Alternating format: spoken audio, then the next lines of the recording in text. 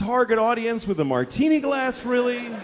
Shouldn't it be like a bottle in a bag with a line through it? You see people at this park at 4 in the morning, hey, motherfucker!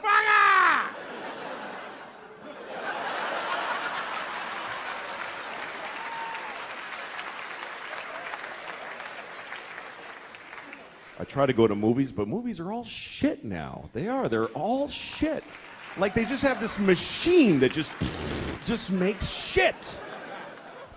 I rented a movie. I rented the Jesus movie where they beat the shit out of Jesus for a couple hours. Wow, they kicked his ass. What happened? What, did he key somebody's Camaro? What did the guy do? Look, I didn't like the Jesus movie. I thought it was a shitty movie. And people get offended when you tell them that, like you're saying something wrong. It's like, I thought the Jesus movie sucked. And they're like, hey, man. Like, what? He's not in it. Who gives a shit? Like Jesus cares about Mel Gibson's movie, you know? Look, I was raised Catholic, so I know he did that for me, and I appreciate it, you know, thank you. He should have asked first, you know. I would have said, I'm all set, I don't need that done, because... A little presumptuous. Only because, look, here's the thing. I was raised Catholic, and I'm not anymore because look, if they're right, I am fucked. I'm going to hell. I am. Because I'm really I do wrong shit a lot. Man, I'm going to hell. I know it. And I don't want to go to hell. And really because I don't like new places. That's really the reason. Because I'm afraid I'll go to hell. I won't know where to sign up for shit. I'll be all confused. Like the first day of school, you know? I wonder, is there like a schedule to hell? How organized is your damnation? Like, first they put you in one room and some monster fucks you up the ass for 1,000 years. You come out, you're like, well, I ain't fucking around in there, I tell you. I don't recommend that room. That was a drag. Then they take you and they put you in another room and they shit on your head. I don't know what the fuck they're doing down there, but what if hell's not like that? What if I'm just standing in a hallway in hell like, what do I do? Where do I go? Some demon walks up to me, hey, and I'm like, ah, demon. And the demon's like, come on, suck my dick. Ah. Now I'm blowing a demon in hell and it's horrible. And I'm thinking I shouldn't have lied so much or whatever.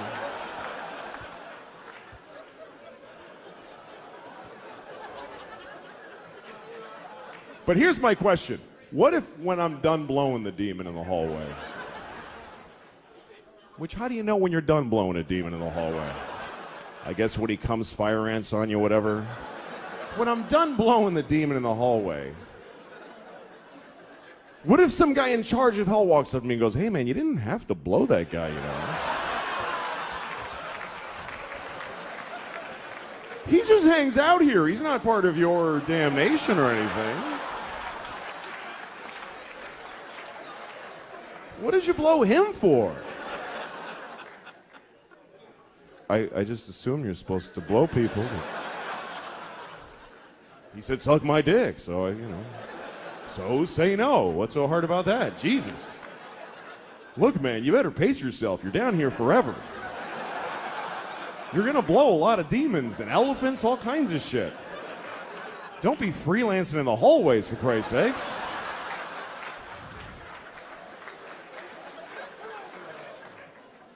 And also, you got to die to go to hell, and I don't want to die. I like my life. I'm very happy. I'm married, and I love my wife. I love her very much. My wife hates me. She fucking hates me. She hates me so much. Like, that's what she does. Like, if you asked her, what'd you do today? I fucking hate that guy. That's what I did today. I hate Louis. She's so mad at me all the time. Here's the latest thing. The other day, she got really mad. She said to me, you know what you did?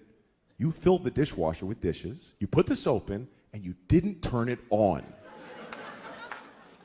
And I'm like, oh, shit. What are we going to do now?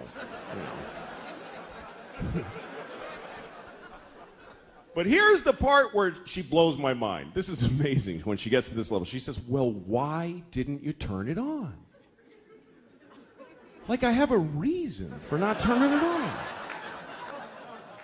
And I'm like, can't I just be stupid? can't it just be that I'm a fucking idiot?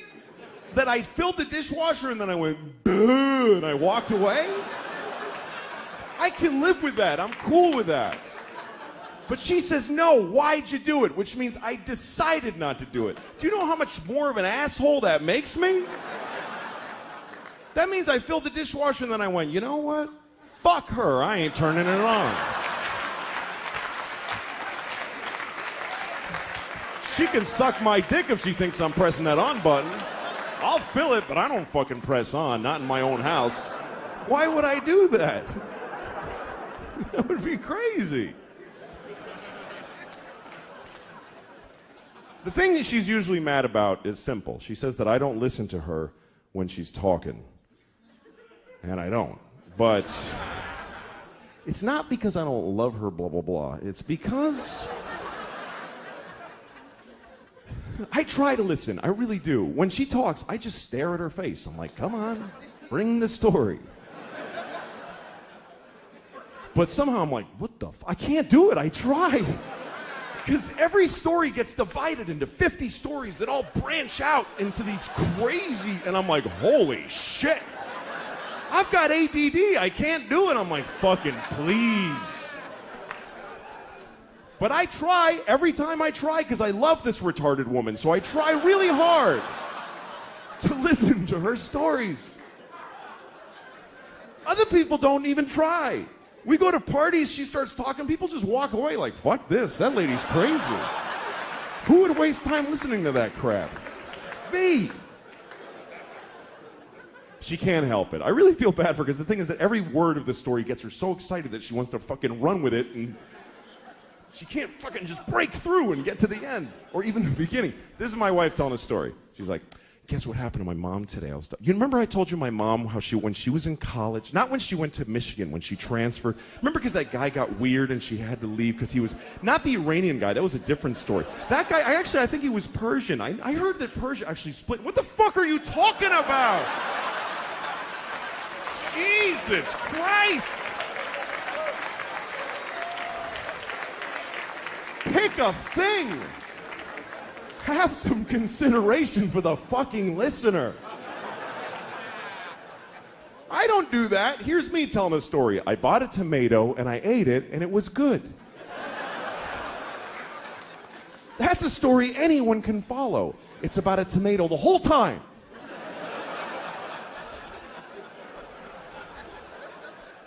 I like being married, though. I do. I really like it. I seriously do. We were having sex, my wife and I, a couple of weeks ago, which is amazing that we did that because we never have sex. Never. Because we have a baby, and our baby's a fucking asshole and won't let us have sex. No, fuck, that kid's a jerk, man. Seriously. Every time she's got some urgent shit in her room. Papa, come in here. In a minute. Now! Okay, I go in there. What's up? I need a pair of pants to put on my pony. Wow, holy shit. I'm trying to fuck your mom in there. Would you give me a break? Can a guy fuck your mom for a minute?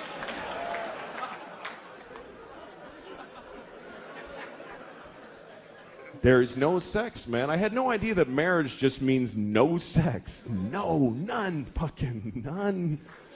I have friends that are thinking of getting married, and they say funny shit like, hey, you know, I don't know if I could do it, because I don't know if I could have sex with one woman for the rest of my life. I'm like, don't worry about that shit. You're going to have sex with 0 women for the rest of your life. That's a lot less than one woman. Who the fuck do you think you are? Where'd you get that fantasy? I'd love to have sex with one woman for the rest of my life. Any one woman. Big, fat, dead lady with a beard, I'd fuck her every day. I'd be proud to have her. That's not usually my problem. These days, my problem is very simple. It's trying to find a place in my house where I can masturbate without somebody bothering me. And that's getting really difficult.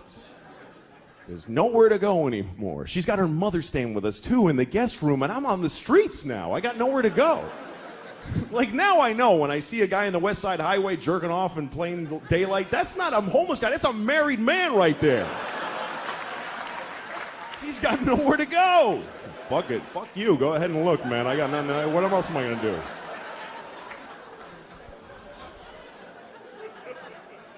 It's not fair, man. I'm 37 and I own my home. I should be able to just stand in the living room. How you doing, honey? Good morning. But I can't. I gotta hide. I'm down in the cellar by the boiler like a troll down there. Just fucking miserable shit. That's what it's like. Masturbation doesn't bring much joy to guys. Women seem to like masturbating. They put flower petals on the pillow. They're like, ah, me, or whatever, you know.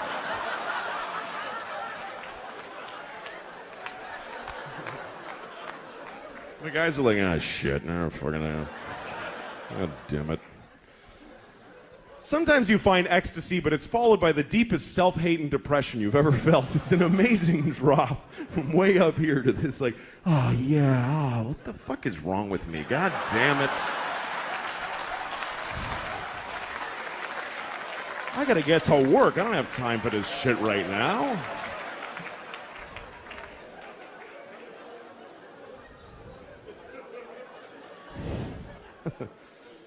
But then you get married, now you gotta hide. And you have to. You have to hide. Because when your wife catches you masturbating, that's sad for the whole family. That's not a good moment in a marriage. She comes in the cellar. Oh my God.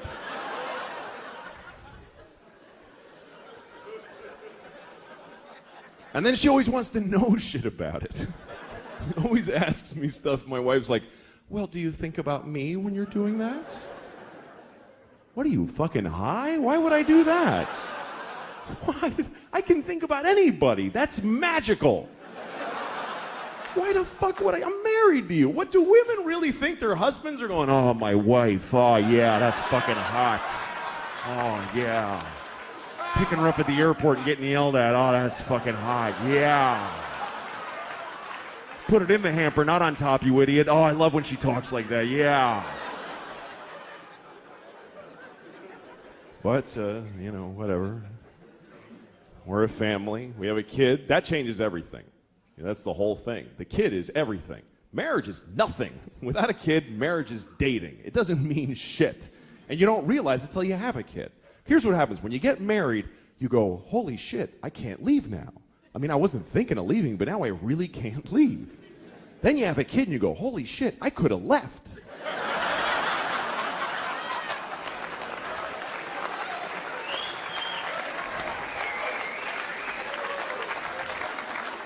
I totally could have left. Fucking door was right there. Now I can't go. I got a kid now. I love my daughter. It's a lot of responsibility that you never think about, though. Like, you got to name your kid. That's a big deal right there. And you know what's amazing to me? You can name your kid anything you want. Isn't that incredible? There are no laws. There should be a couple of laws. None. You can literally name your kid anything. You can name your kid a name with no vowels if you want, like Singleton.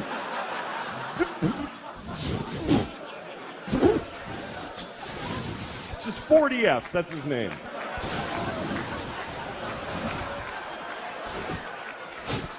Go clean your room.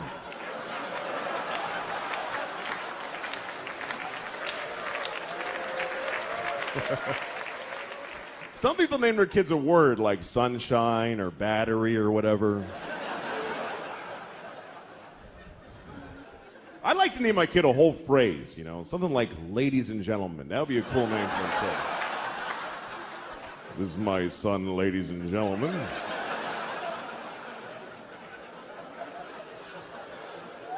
Then when he gets out of hand, I get to go, ladies and gentlemen, please!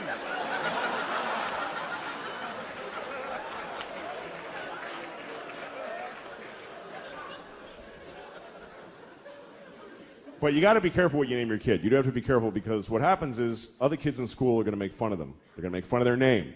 And you don't have to give them a weird name because they can do it with any name. Kids are geniuses at that.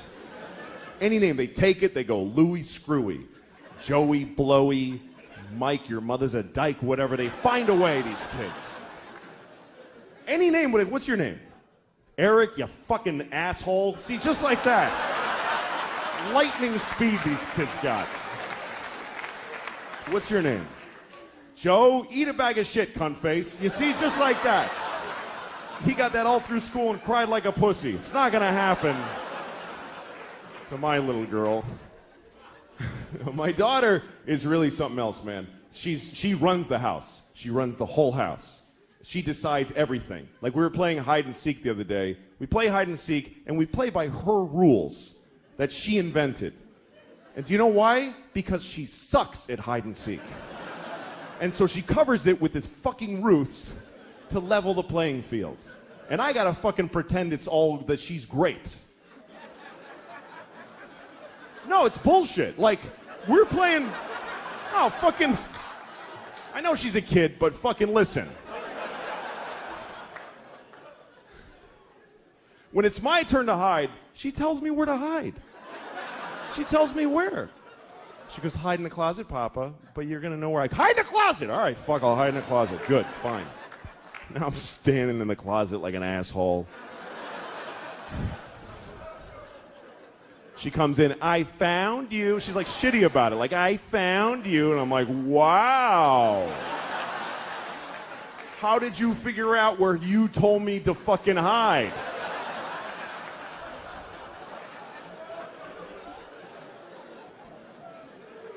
And then when she hides, this is her hiding. She goes over to a wall and does this. She goes,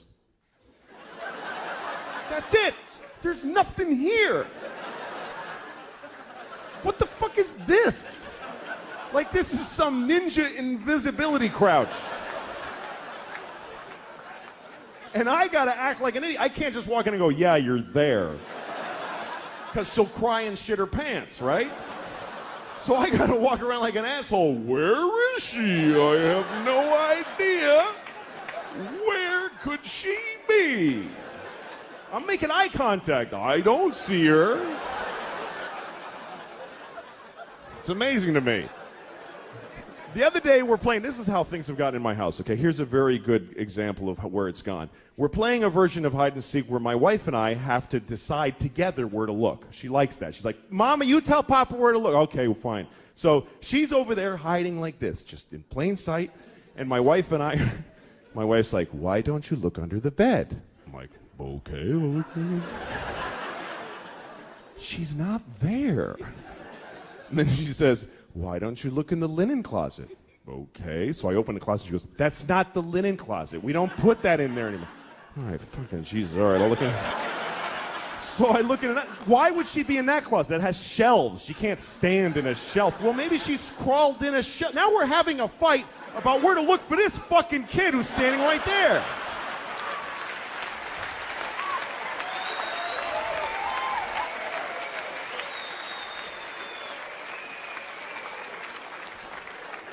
She totally runs the house. I remember Halloween last year, a couple of days before Halloween, my wife comes up to me and she's like, we have to get you a cat costume. No, we don't, actually. No, we do, because she thinks you're going to be a cat. I don't know. It's like she's a guy with a gun in the other room. That's what it's like. She's like, she thinks you're going to be a cat. I don't know how she got it in her head, but she's expecting to be a cat on Halloween. I was like, well, tell her to go fuck herself, because I'm not doing it. I'm not afraid of her. She's 2. I'll fucking fight her. I could take her. I could beat the shit out of thousands of 2-year-olds all day, just walk around. They would never even gang up on me. They suck. I'm not afraid of her. So my wife decided that she wanted to get pregnant again. She decided it. And this is back in August. She told me, you need to be in town next week. Why? Because I'm getting, I'm ovulating. So, like, not do you want another kid, just be in town. That's how she handles it. I'm like, I don't want another kid, so fuck it. And she's like, all right. Next week, she starts blowing me, right? Now, she hasn't blown me in, Jesus, I don't know if I've ever been blown. That's how long it is. She's blowing me on the day she's ovulating. I'm a fucking idiot. I'm like, yeah, you love it. Like, I think she digs me now.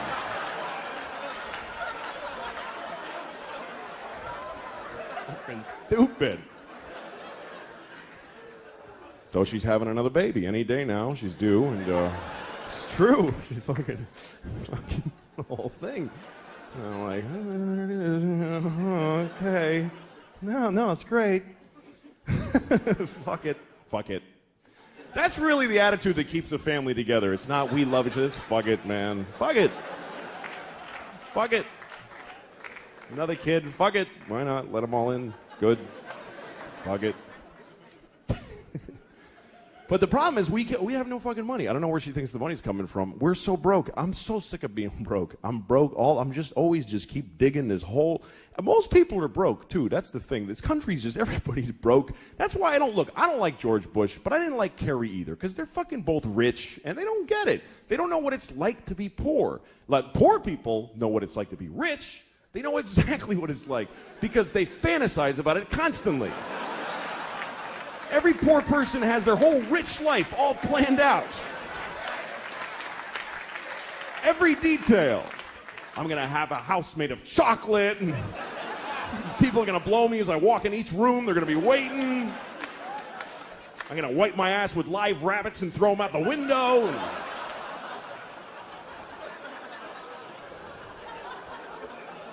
You got it all worked out. But rich people don't fantasize about being poor. Why the fuck would they do that? I'll have to take the bus everywhere. Yeah!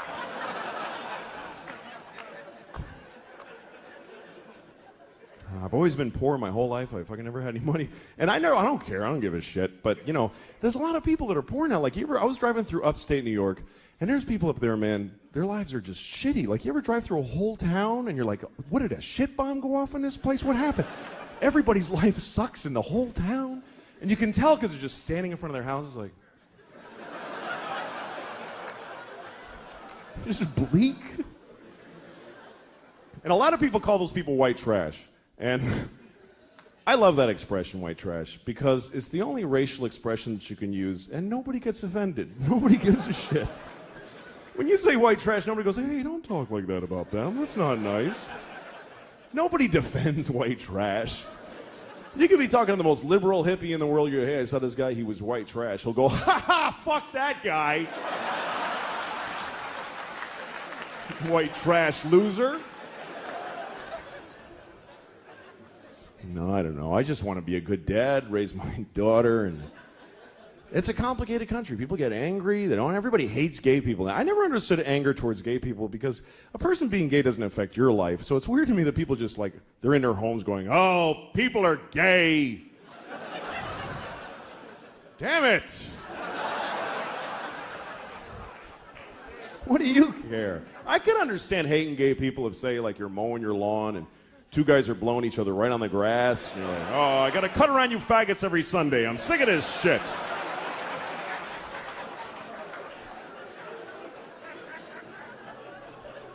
Or say you're eating your breakfast in the morning and you're about to put your spoon in the cereal bowl and two guys touch dicks right in front of you. Hey, come on!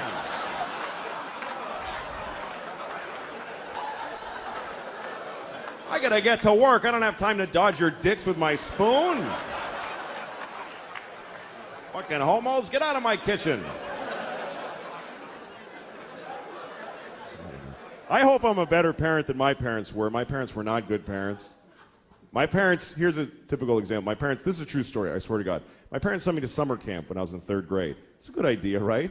But they didn't look into the camps. They just chose one out of the phone book randomly. And I swear to God this happened. I get there, it's a camp for all retarded kids. I swear to God.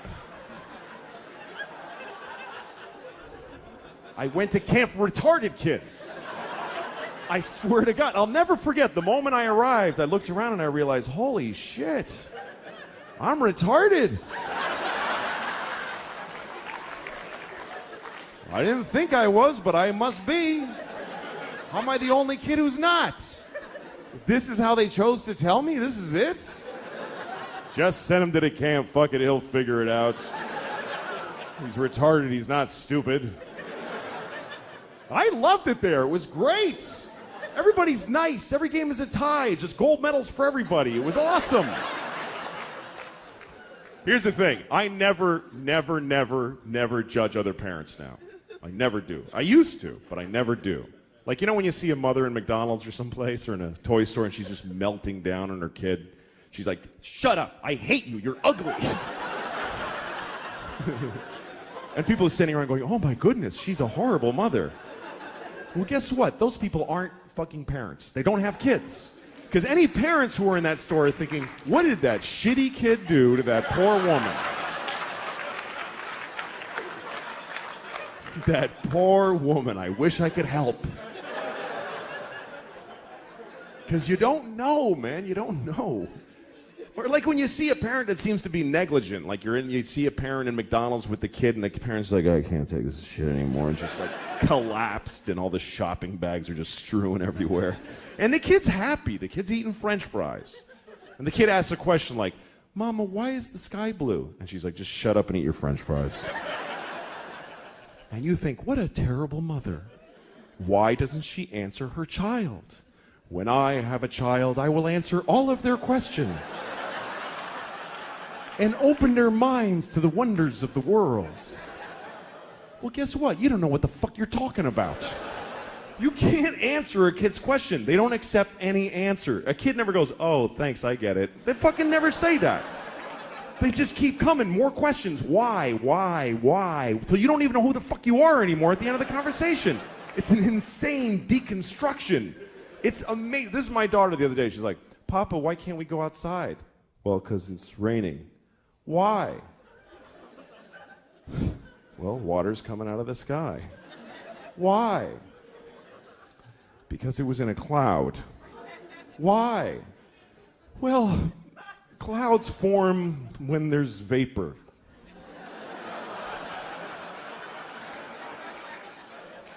Why? I don't know. I don't know. I don't know any more things. Those are all the things I know.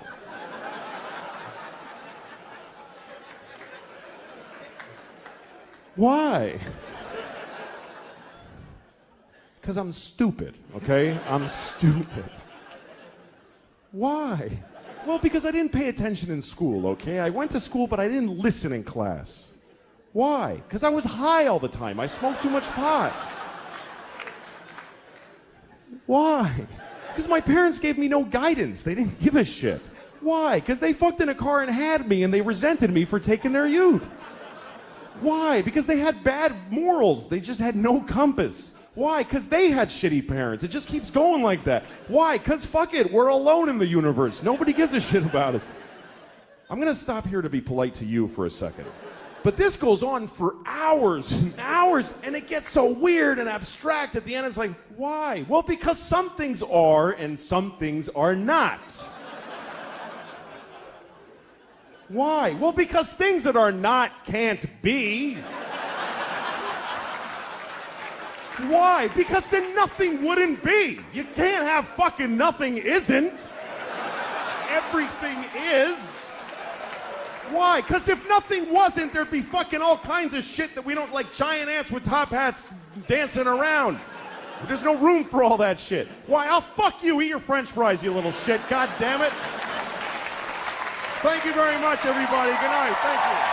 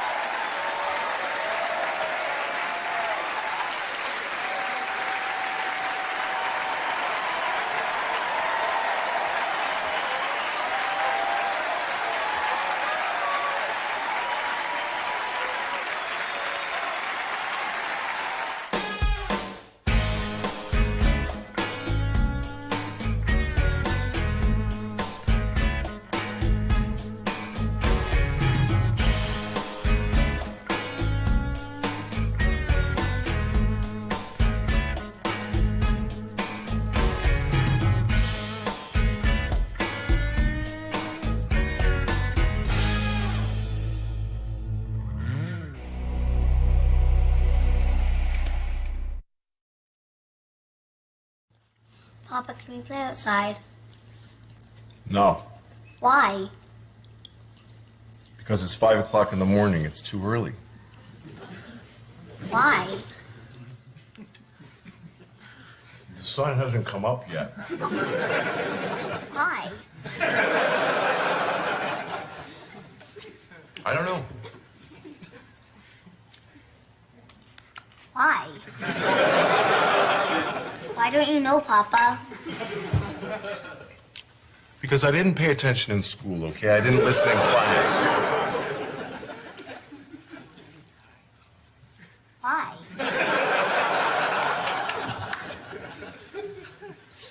Because I was high all the time.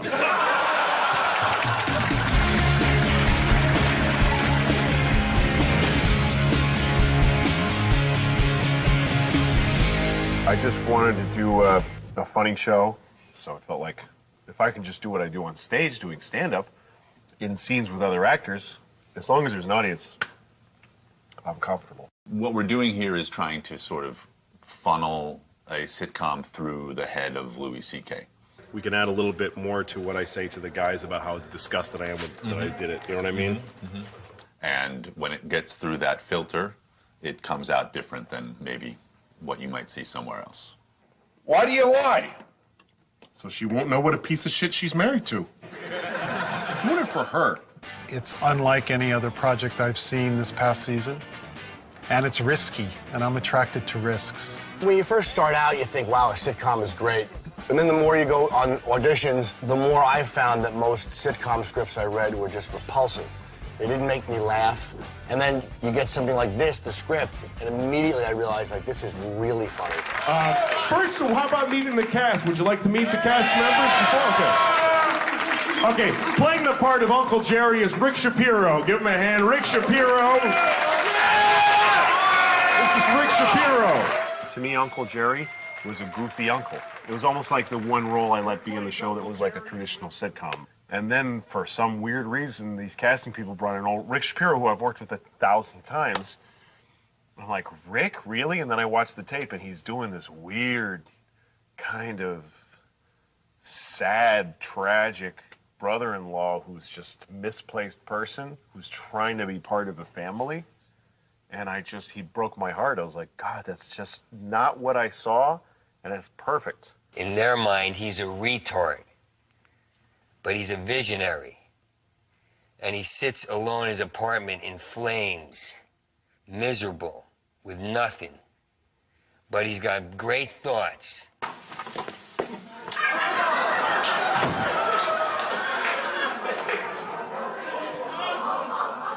I thought you said only princesses were invited. And then we have Mike Haggerty, who plays Mike Haggerty.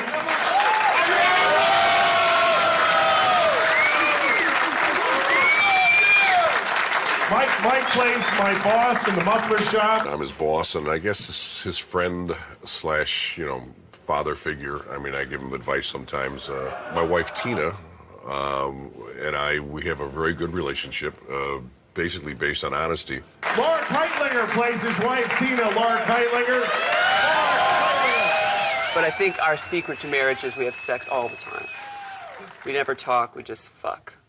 Jim Norton plays Rich. Give him a hand, Jim Norton.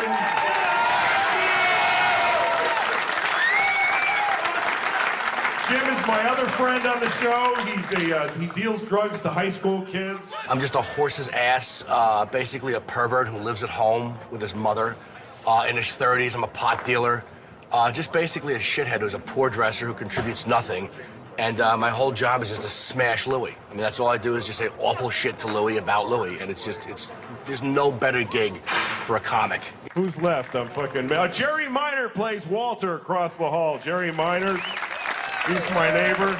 I think at the beginning of the series, I just moved in, and I think it becomes very obvious that we're the first black family that's lived close to Louis. His wife, Ellen, is played by Kim Hawthorne. How about a hand for Kim Hawthorne? She's very uptight and is constantly being annoyed with Louis and all of his mishaps. Kelly Gould, who plays my daughter, Lucy. So, watch it. She's a little girl. Lucy is a lot like her mom, Kim, and Louis has like a really hard time handling Kim, and my character Lucy is just a mini Kim, so he has an even harder time dealing with me.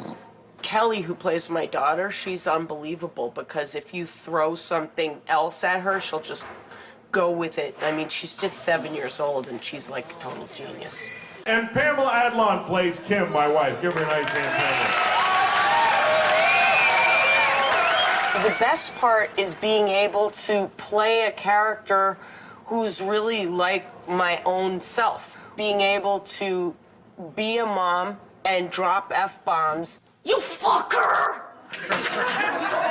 And just have real, raw, uncomfortable situations and hear how the audience responds to it. Oh, please. You don't want to eat this. This is all hydrogenated oils. Total crap.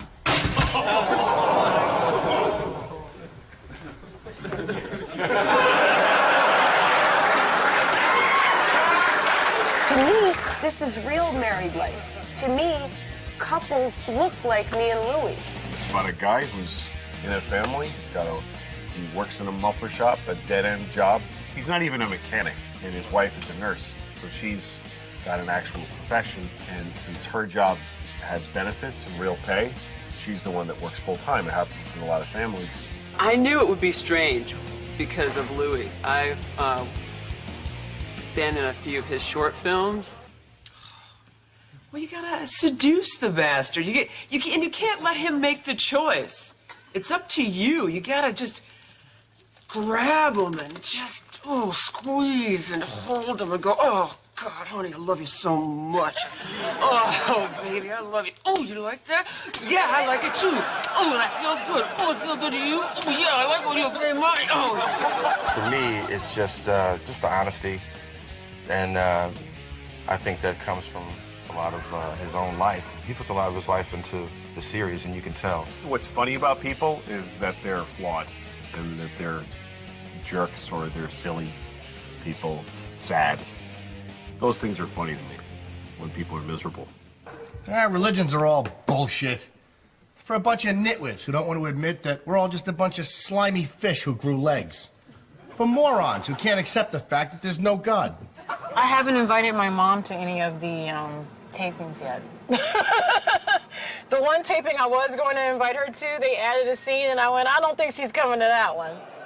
Ellen, who are you fucking when I'm not around?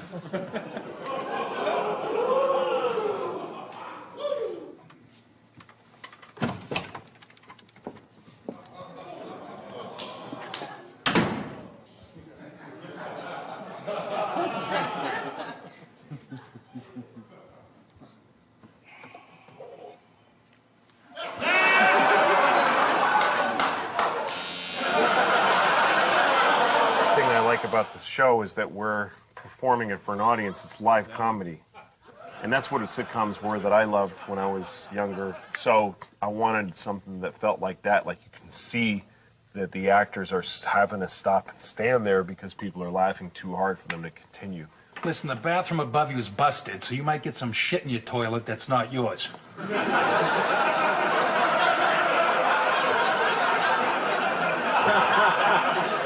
Don't flush it, because we're trying to track it.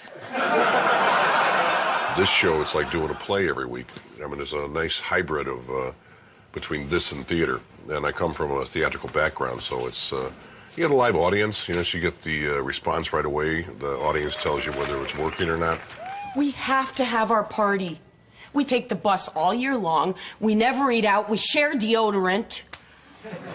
This is the one thing that we do right all year long, and now we can't even have that? So what does that make us?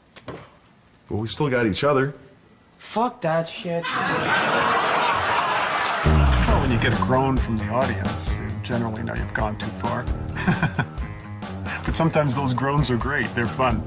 I come from stand-up. We have a lot of stand-up comedians, either who are cast members or who are writers.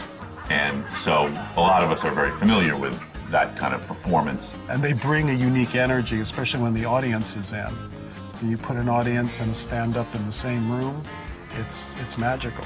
You feel like you're trying it out, and it's just more fun. It's just great seeing people there. And, you know, the girl with a Band-Aid over her eye limping up to me saying, "Do you have a girlfriend? I don't mean to be rude."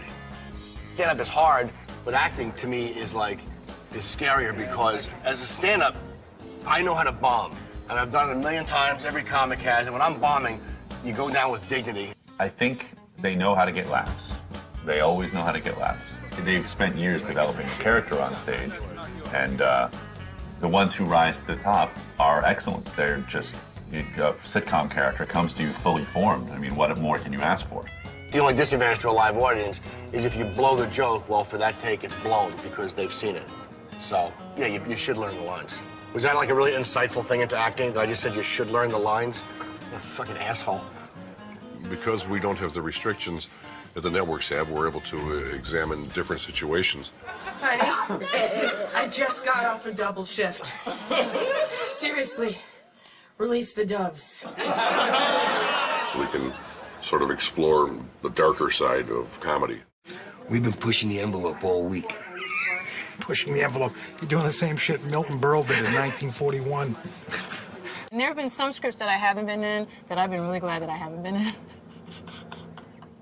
You know, I went to a Catholic school when I was little. I think it looks different than anything that's ever been on HBO. A lot of HBO shows are very slick and wonderful and cool and funny and award-winning, and we're just pigs in shit, hoping we can make people laugh. All I'm really focusing on is this audience that walks in on that night, how they really dig in the show and recording those big laughs. Sometimes I watch him while things are going on, and I must think, wow, this guy is really living his life's dream. I laugh at the show. I hope other people laugh at the show. And I think it's, you know, I can't wait till it's on to see what happens. Folks, did you have a good time? Of course you did. Thanks a lot for coming and have a nice get home safe. Thank you.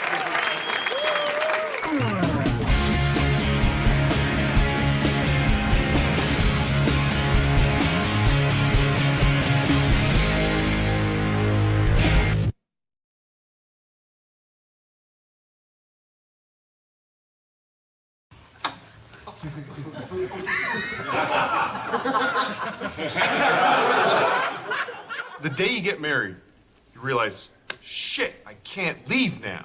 I mean, I wasn't thinking of leaving, but now I really can't leave. And then you have a kid, and the moment the kid arrives, you realize, shit, I could have left.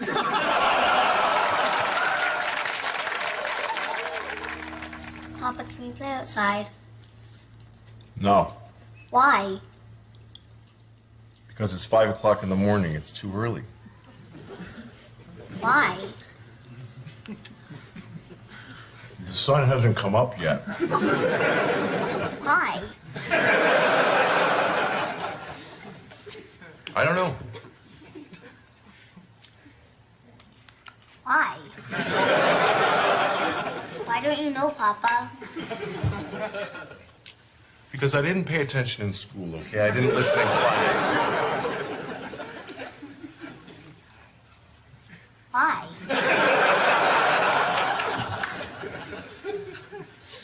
Because I was high all the time.